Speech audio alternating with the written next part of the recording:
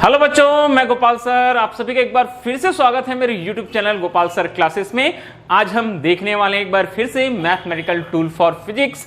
ये क्लास एक special class है उन सभी बच्चों के लिए जिनको फिजिक्स में दिक्कत है, खासकर न्यूमेरिकल्स में, डिराइवेशंस में, जो मैथमेटिकल कॉन्सेप्ट आता है, जो मैथमेटिकल फार्मूले आते हैं, उनको समझ नहीं आता कि कौन सा फार्मूला कहां अप्लाई हो रहा है, ये फार्मूले कहां से आए।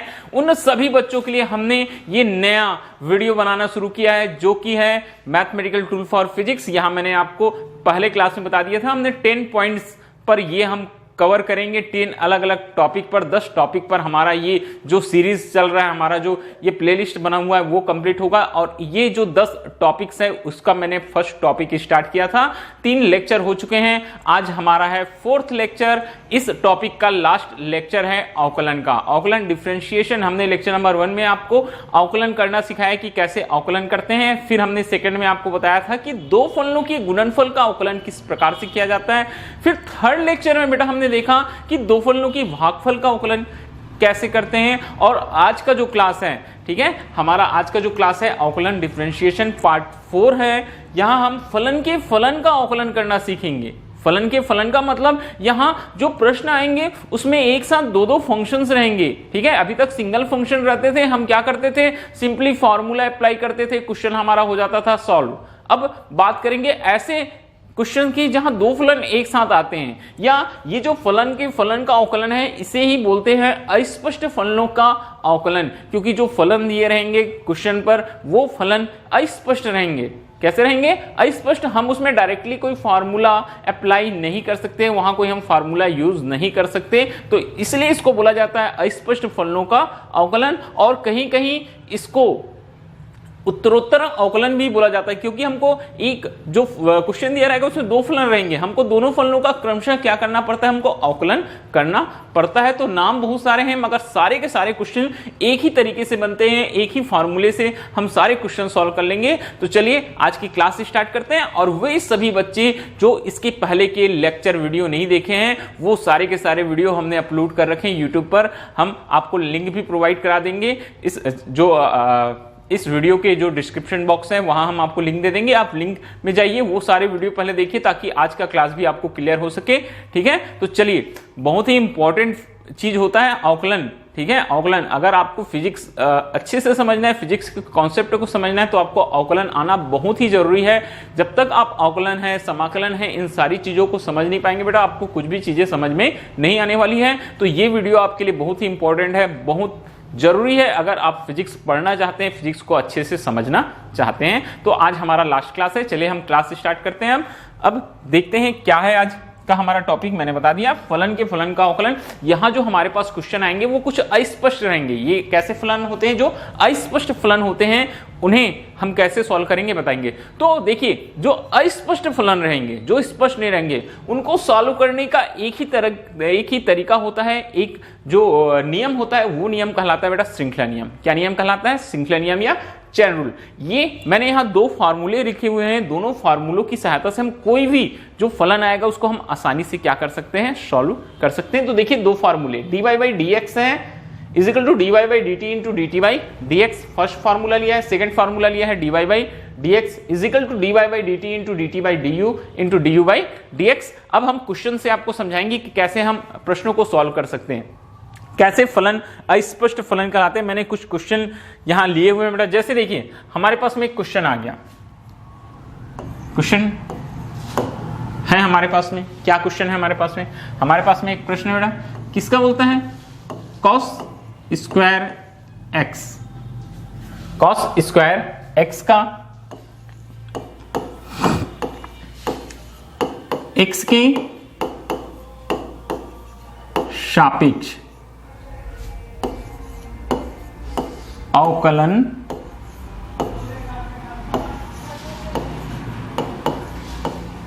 कीजिए बोलता है। कॉस स्क्वायर एक्स का एक्स के सापेक्ष क्या करो बोलता है बेटा, अवकलन कीजिए। देखिए हम कैसे सॉल्व करेंगे।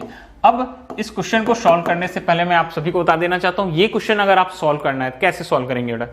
देखिए दिया क्या गया है आपको, गिवन में जो क्वेश्चन में रहता है, मैंने बताया वो गिवन होता है। y इज इक्वल टू हमारे पास में फंक्शन है बेटा कॉस स्क्वायर एक्स।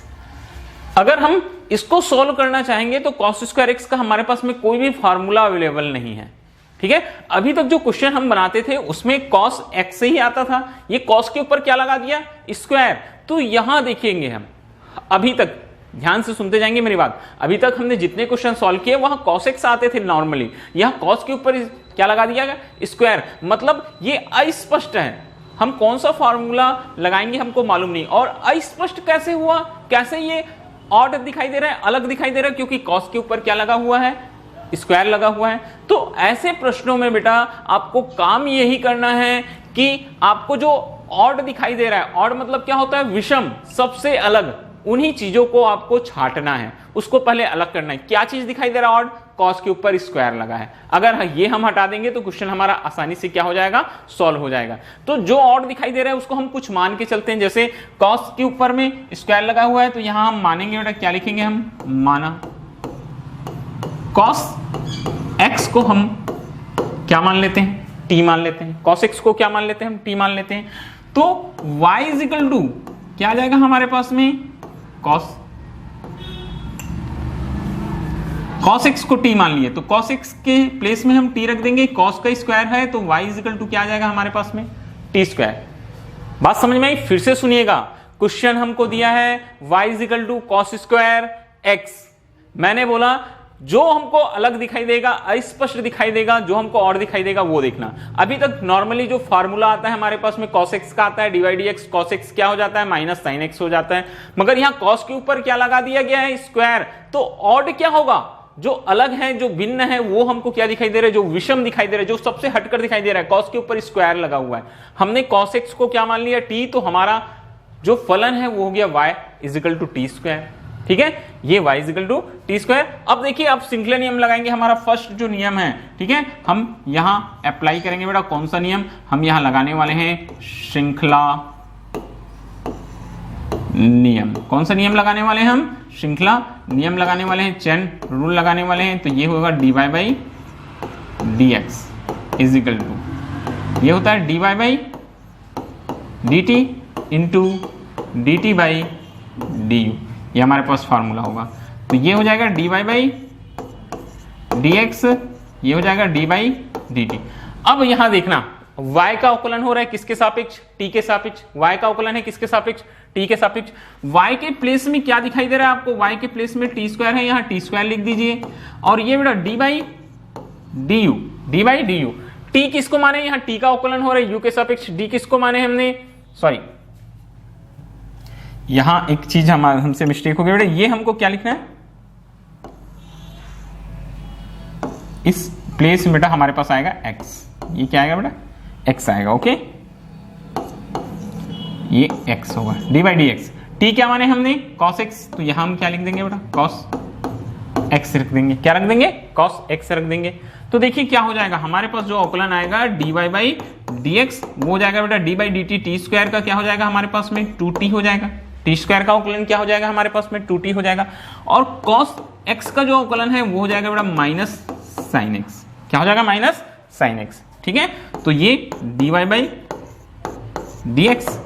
अब देखिए माइनस साइन में सामने लगा लेता हूं 2, ठीक है, माइनस ये 2 हो गया, ये क्या हो गया बेटा साइन x है, और t क्या चीज है, t वापस रख देना बेटा, t क्या है हमारे पास में cos x है। तो ये हमारा आंसर आ गया बेटा dy by d x minus 2 sine x into क्या आ गया cos x। एक बार फिर से सुनिएगा, हमने क्या किया, हमारे पास में जो क्वेश्चन दिया हुआ है वो क्वेश्चन कैसा है, वो क्वेश्चन हमको दिया बेटा cos स्क्वायर x का x के सापेक्ष अवकलन करो बोलता है। तो cos स्क्वायर x हमारे पास फार्मूला क्या है, आप फार्मूला वाला पेज, मैंने हर बार बोला है फार्मूला वाला पेज हमेशा तैयार रखा करो। जो हमारे पास में फार्मूला है वो फार्मूला है cos x के लिए, ना कि cos स्क्वायर x के लिए। तो यहां ऑड, विषम, जो सबसे अलग हटकर लग रहा है, cos के ऊपर इसने लगा दिया है भाई स्क्वायर, cos के ऊपर क्या लगा दिया इसने, स्क्वायर। तो हमने मान लिया जो अलग दिखाई दे रहा था cos x को मान लिया t, तो y इज इक्वल टू क्या आ गया, टी स्क्वायर आ गया। अब श्रृंखला नियम, पहला नियम, श्रृंखला नियम जो हमने आपको बताया, first rule dy by d x is equal to dy by dt into dt by dx, dy by d x is equal to dy by dt into dt by dx कर दिए, dy by dx, dy by dt, y के place में हमारे पास t square आ गया, हम t square लिख दिए, dy बाई dx, t के प्लेस में cos x है, हमने cos x लिख दिया, t स्क्वायर का अवकलन 2t हो गया। और जो cos x है, cos x का अवकलन क्या हो जाता है, माइनस साइन x हो जाता है, क्या हो जाता है, माइनस साइन x हो जाता है। तो 2t into minus sine x, चिन्हों का ध्यान रखेंगे ना, ये इंटू है माइनस साइन एक्स है। कई बच्चे गलती करते हैं, इंटू का चिन्ह नहीं लगा रहते, यहीं से माइनस लगा देते हैं, तो कुछ तो आपका पूरा पूरा आंसर चेंज हो जाता है। बनाने आता है बच्चों को, मगर क्या हो जाता है यहाँ बहुत बड़ी मिस्टेक हो जाती है। ओके, तो चलिए ये -2 sin x cos x। अब ट्रिग्नोमेट्री का ज्ञान भी आपको होना बहुत जरूरी है, क्योंकि ये क्या है, त्रिकोणमिति का एक सूत्र है बेटा, 2 sin x cos x क्या होता है, sin 2x होता है।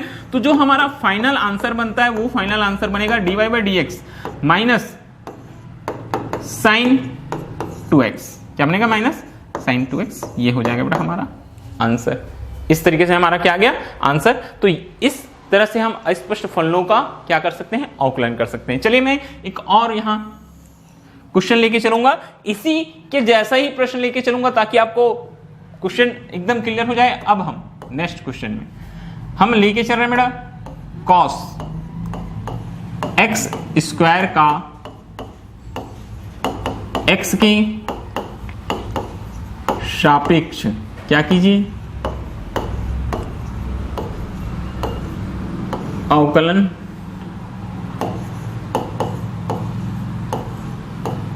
कीजिए। ओके, ये हम लेके चल रहे हैं। अब हम क्वेश्चन को क्या करेंगे बेटा, सॉल्यूशन करेंगे। सबसे पहले जो दिया है उसको मैंने बोला क्या मानना आप, y, तो cos। यहां अब देखेंगे आप, अब देखो यहां किसके ऊपर स्क्वायर लग गया बेटा, x के ऊपर स्क्वायर लग गया। cos तो सही है हमारा, मगर cos x स्क्वायर ऐसा भी हमारे पास फार्मूला नहीं। हमारे पास फार्मूला एक्चुअल में होता क्या है, cos x होता है, मगर यहाँ x स्क्वायर के ऊपर x के ऊपर स्क्वायर लगा दिया। तो यहां हम किसको मानेंगे, यहां फिर से लिखेंगे बेटा माना x स्क्वायर को t, यहाँ x स्क्वायर को t मान लेंगे। तो इसलिए y इक्वल टू क्या आ जाएगा, y इक्वल टू हमारे पास आ जाएगा cos t। y equal to क्या आ गया बेटा, cos t। अब अप्लाई कर देना आप श्रृंखला नियम। कौन से नियम लगा देंगे हम यहाँ, श्रृंखला नियम।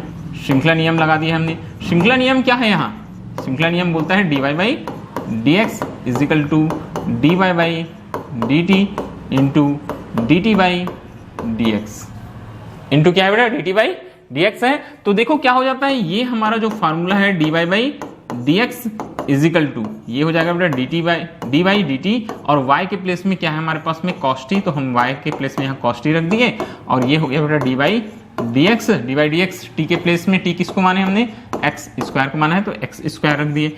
सीधे सीधे अवकलन कीजिएगा dy/dx dy/dt cos t क्या हो जाएगा, माइनस sin t। जैसे cos x क्या होता है, माइनस sin x होता है, वैसे cos t जो है वो cos t हो जाएगा बेटा यहाँ माइनस sin x। क्या हो जाएगा, माइनस sin x हो जाएगा। अब माइनस sin x हो गया, dy/dx x स्क्वायर, ये हो जाएगा 2x द पावर,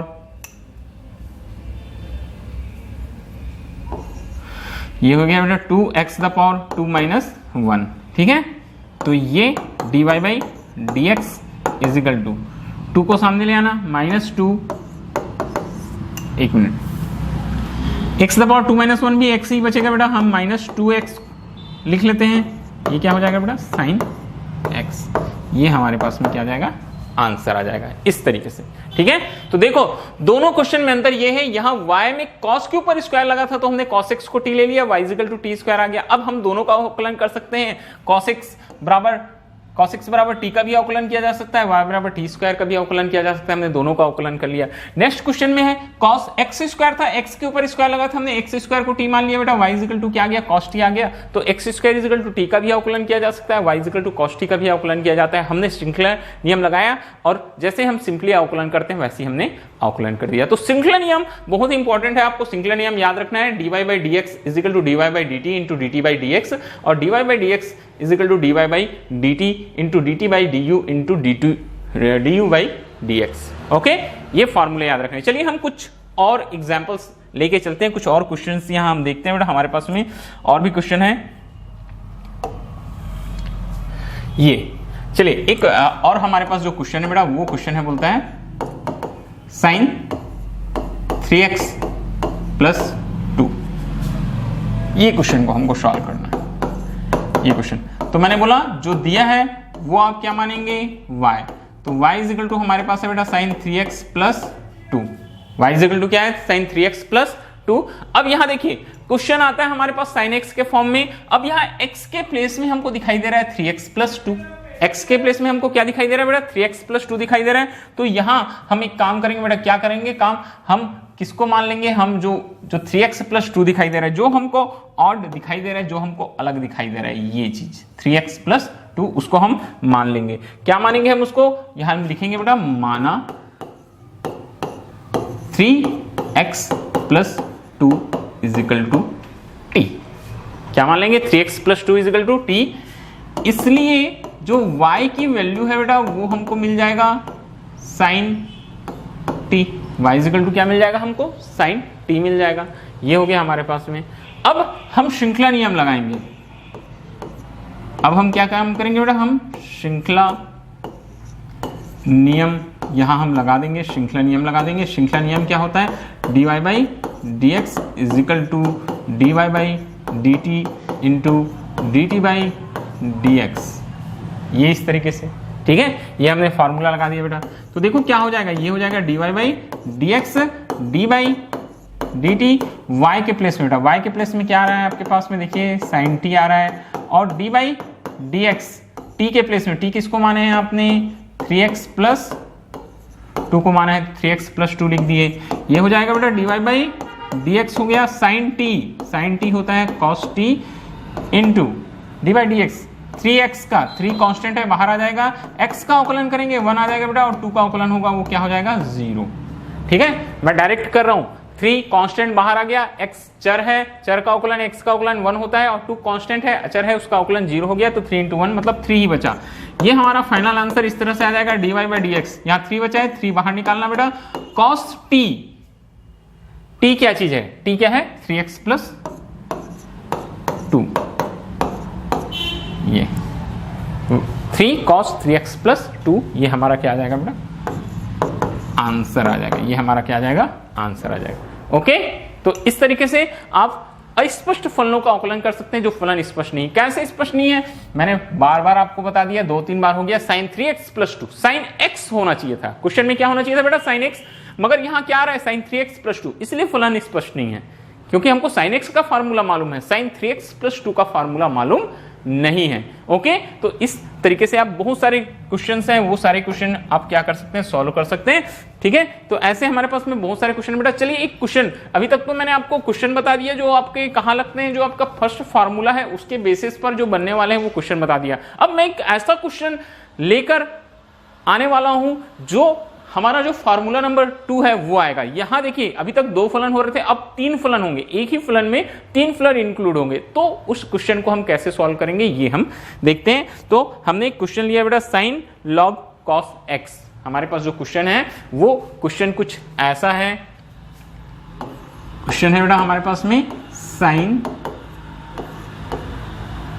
लॉग और ब्रैकेट में है बेटा कॉस एक्स, ये ठीक है। जब हम क्वेश्चन को सॉल्व करना स्टार्ट करते हैं, देखिए सॉल्यूशन करेंगे बेटा, क्या दिया है हमको, y इज इक्वल टू हमारे पास में है साइन लॉग कॉस x, ये हमको y इज इक्वल टू दिया है बेटा।